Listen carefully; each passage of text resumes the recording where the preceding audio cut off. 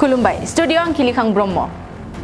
सरकारा जेसेबांनो सोलोंथाइखौ गोनांथार होगासिनो बेबायदि समावनो फरायसाफोरनि स्कुल ड्रप आउट एबा फरायसालि नागारनाया बारायगासिनो सोलिफु 2022 मायथाइनि गेजेराव आसामनि गुदि फरायसालि नागारनाय फरायसाफोरनि अनजिमाया 2 गुन जाहैबाय बे गोनां बाथ्राखौ बुंदों आसाम सरकारनि सोलोंथाइ मन्थ्रि डक्टर रनज पेगुआ मन्थ्रि पेगुनि बादिब्ला महामारी कोविड-19 नि जाहोनाव फरायसाफोरनि स्कुल ड्रप आउटआ बांसिनदों रिपर्टनि बादिब्ला आसामाव फरायसालि नागारनाय उन्दै फरायसाफोरनि गासै अनजिमाया जादों 1,29,543 बेनि अनगायैबो गोजौ फरायसालियाव फरायसाफोरनि स्कुल ड्रप आउटआबो बांसिनदों होननानै सोलोंथाइ मन्थ्रिया बे गोनां बाथ्राखौ फोरमायबावदों सोलोंथाइ बिफाननि रिपर्ट बादिब्ला गुदि फरायसालिफ्राव ड्रप आउटनि हारा 3.3 निफ्राय 6.2 जौखोन्दोसिम जाहैदों गोजौ फरायसालियाव ड्रप आउटनि हाराबो 4.6 निफ्राय 8.8 जौखोन्दोसिम बारायदों बे गोनां खेंफोरथिखौ सोलोंथाइ मन्थ्रिया unified district information system for एडुकेशननि मेलाव फोरमायदों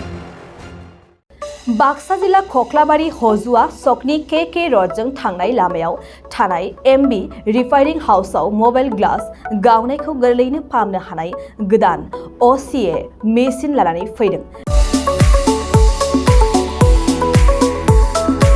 नोंथांमोना खम बेसेनावनो गावनि मबाइल ग्लास बायनायखौ एमबी रिफाइनिं हाउसआव फाहामनो हागोन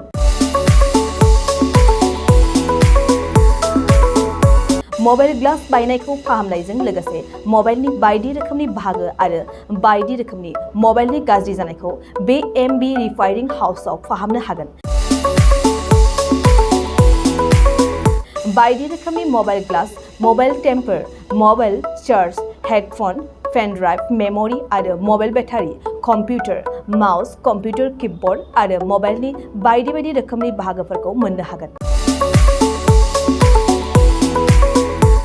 एमबी रिफाइनिं हाउसआव फोरमायनाय बादिब्ला दासान्दिनिफ्राय लानानै फैगौ दिवालीसिम डिसकाउन्ट होगासिनो मख'नो गोनांदि एमबी रिफाइनिं हाउसआव गुबुन हादोर एबा भुटान हादरनिफ्राय माखासे सुबुंफोराबो बायदि रोखोमनि मबाइलफोरखौ फाहामथाय होफैयो आबुं मोनथिनो थाखाय 8471972412 नङाब्ला 7002741465 जानबुं अनजिमायाव जगाजग खालामनो हागोन सम फुंनि 8:30 रिंगानिफ्राय मोनाबिलिनि 8:30 रिंगासिम